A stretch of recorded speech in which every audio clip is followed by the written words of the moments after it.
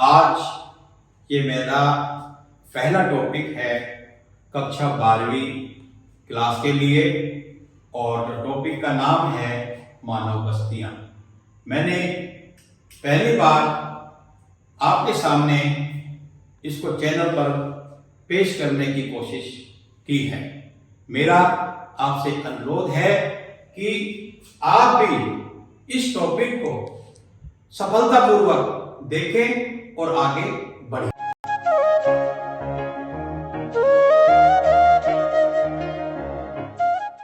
आज हम मानव बस्तियां, जो हमारा आज का टॉपिक है, उसके बारे में पढ़ेंगे।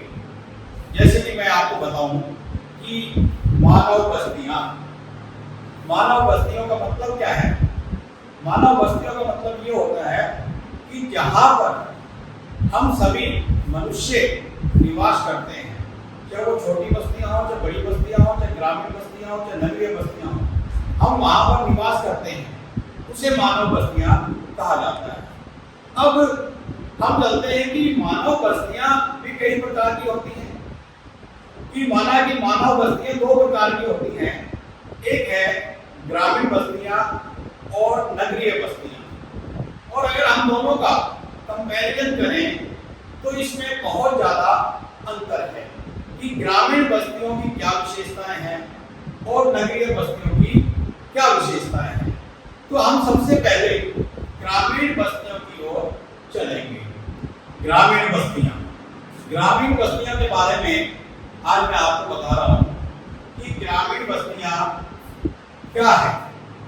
ग्रामीण बस्तियों के ज्यादातर लोग कृषि कार्यों में और पशुपालन में लगे रहते हैं, क्योंकि उनका जीवन का निर्वाह जो है वो इन्हीं कार्यों से होता है।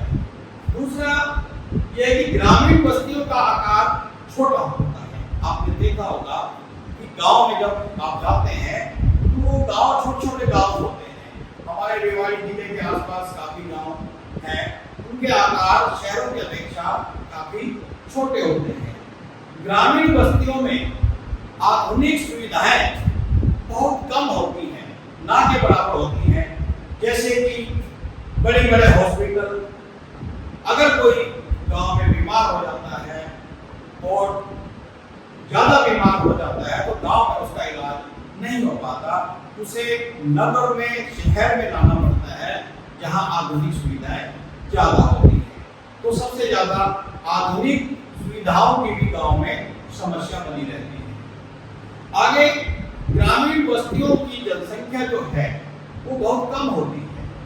ग्रामीण जनसंख्या जो है वो कम होने के कारण वहां और सुविधाएं उपलब्ध नहीं करवाई जा सकती। ग्रामीण बस्तियों में आपसी जो भाईचारा है, सामाजिक संबंध है, वो बहुत अच्छे होते हैं।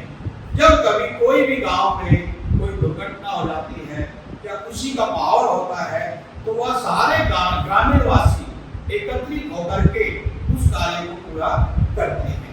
तो गांव के बस्तियों में सबसे बड़ा फायदा ये है कि वहां पर वायु प्रदूषण की समस्या नहीं होती, क्योंकि परिवहन के साधन वहां पर कम होते हैं, खेती बाड़ी अधिक होती है, कृषि अधिक होती है, पेड़ पौधे बहुत ज्यादा होते हैं, इसलिए वहां का जो वातावरण है वो शुद्ध होता है।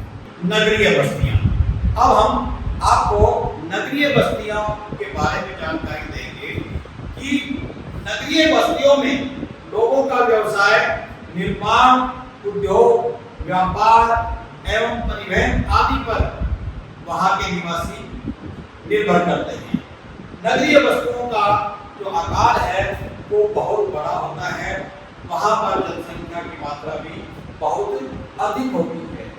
नगरीय बस्तियों में आधुनिक सुविधाएं अधिक होती हैं, जैसे कि वहां पर परिवहन के साधन, संचार के साधन, रेलवे स्टेशन, हवाई अड्डे, ये सारी सुविधाएं होती हैं। लेकिन इन सुविधाओं की वजह से ही ग्रामीण लोग शहरों में आकर बस जाते हैं। नगरीय बस्तियों में वायु प्रदूषण की समस्या बहुत ज्यादा होती है। वायु प्रदूषण का कारण यही है कि नगरों में परिवहन के साधन, उद्योग, इनकी मात्रा अधिक होती है। जैसे कि शहर में परिवहन के साधन वहां चलते रहते हैं, उनकी आवाज है, धुआं है, उसकी वजह से नगर में प्रदूषण फैलता रहता है। नगरीय बस्तियों में सामाजिक संबंध इतने अच्छे नहीं होते जितने अच्छे ग्रामीण क्षेत्रों में होते हैं। जैसे कि आपने सुना होगा कि नगरों में बड़ी बड़ी सोसाइटियां बन गई हैं। एक ही सोसाइटी में 4-4, 500 फ्लैट हैं, लेकिन हमें सामने वाले पड़ोसी के बारे में भी कोई जानकारी नहीं होती कि हमारा पड़ोसी कौन है।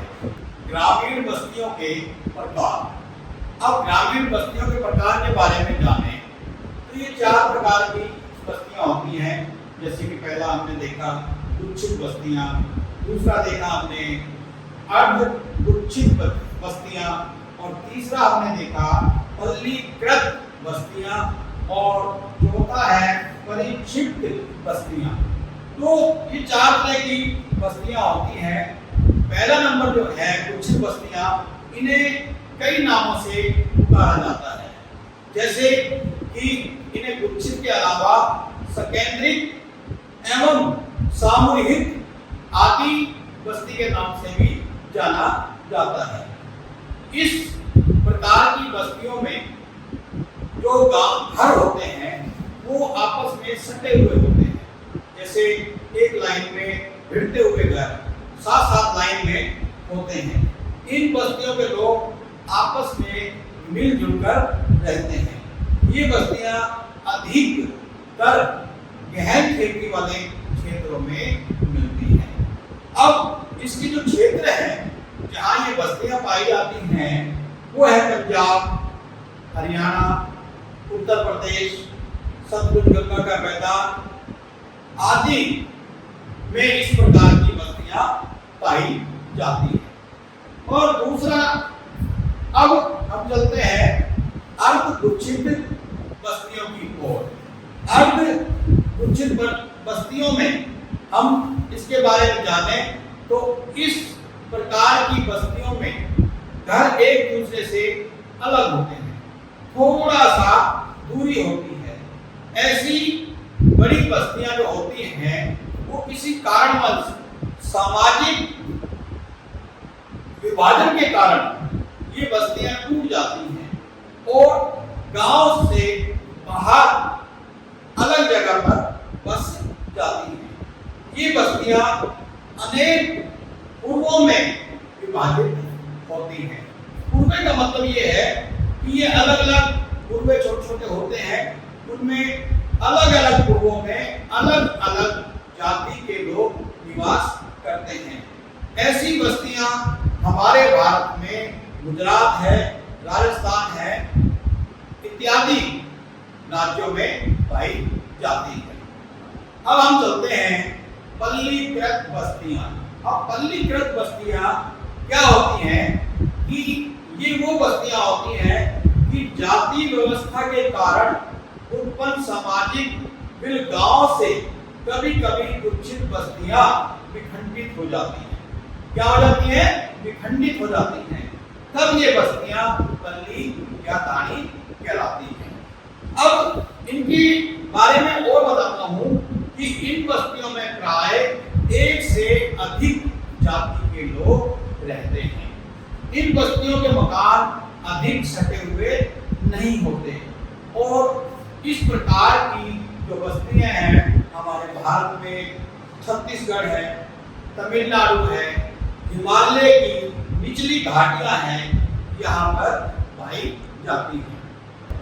अब आगे हम चलेंगे परिक्षिप्त बस्तियां। इनके बारे में जानेंगे कि परिक्षिप्त बस्तियां क्या होती हैं। परिक्षिप्त बस्तियों में लोगों का मुख्य व्यवसाय पशुपालन व लकड़ी काटना है। इसे हम एकांकी बस्तियों के नाम से भी जानते हैं क्योंकि परिक्षिप्त बस्तियों के लोग एकांकी जीवन व्यतीत करते हैं। इन बस्तियों में मकान दूर दूर वह बड़े होते हैं। इनमें रहने का स्थान अधिक होता है, अधिक खुलापन होता है, खुली हवा होती है। इस प्रकार की बस्तियां राजस्थान में, मेघालय में व उत्तरांचल में पाई जाती हैं। सभी नगर अपने आकार व कार्यों की दृष्टि से अलग अलग होते हैं, इसलिए इनको हमने अलग अलग प्रकार से दर्शाया है। तो हम चलते हैं कि पहला है प्रशासनिक नगर। प्रशासनिक नगर के बारे में हम जाने तो प्रशासनिक मुख्यालयों के रूप में विकसित नगरों को प्रशासनिक नगर कहते हैं। सभी राज्य एवं राजधानियां प्रशासनिक नगर हैं, जैसे चंडीगढ़, दिल्ली, जयपुर। जैसे कि हमारे हरियाणा की राजधानी चंडीगढ़ है, अब शिक्षा के क्षेत्र को ले लें तो हमारा जो मुख्यालय है शिक्षा क्षेत्र का, वो चंडीगढ़ माना गया है। हमारे सारे जो कार्य हैं, शिक्षकों के जो कार्य हैं, वो चंडीगढ़ मुख्यालय पर ही होते हैं। इसी प्रकार दूसरा है औद्योगिक नगर। अब औद्योगिक नगर के बारे में हम जाने तो यह ऐसे नगर हैं जहां बहुत सारे उद्योग होते हैं। बहुत सारे उद्योग यहाँ पर होंगे, उन्हें औद्योगिक नगर के नाम से जाना जाता है। जैसे मुंबई, फरीदाबाद, अपने रेवाड़ी के नजदीक ले लें तो मानेसर है, बावल है, नीमराना है, यहाँ बहुत बड़े बड़े औद्योगिक क्षेत्र हैं। इसी प्रकार हम आगे चले तो परिवहन नगर।